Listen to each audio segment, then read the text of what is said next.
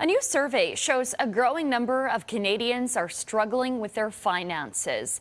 With more on this survey from Angus Reid, we're joined by Tyler Orton with business in Vancouver. Tyler, what is it showing us?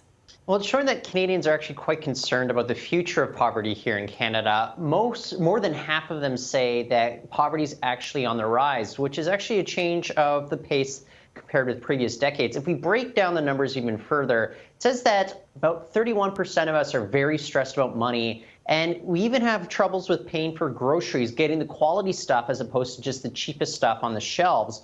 We've also seen a good chunk of Canadians, nearly 1/5, have problems paying their rent or their mortgage on time, and as much as a quarter are unable to pay their utility bills on time as well. Now, it's interesting in how the Institute broke down the categories here. Essentially, Canadians are divided by 4 ways: struggling and on the edge. It's interesting because in those 2 categories, Indigenous people as well as visible minorities, they're greatly overrepresented versus Canadians that are quote unquote recently comfortable or always comfortable.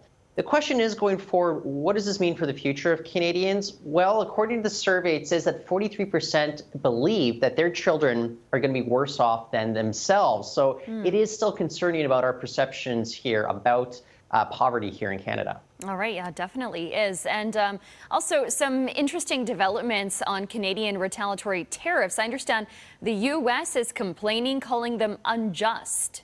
Yes, which I think maybe a lot of Canadians would feel the same way with regards to the steel and aluminum tariffs that were implemented against Canada last month, because of course those are made on the condition that Canada was a quote national security threat to the United States, which U.S. Commerce Secretary Wilbur Ross, he already came out and admitted to the United States Senate that no, Canada is not a national security threat. It was really just done for NAFTA negotiations. But I'll say this. With regards to the United States taking its own measures to the WTO, complaining about Canada's tariffs, they do have a point, though. Canada's tariffs were in response to these measures. They're unabashedly retaliatory measures. So Canada doesn't actually have a good chance at winning this case at the WTO. The issue is that it's going to take years for these to be negotiated. And I think the assumption would be that maybe Canada and the United States would be able to find some sort of agreement in the coming years before it's ever decided at the World Trade Organization.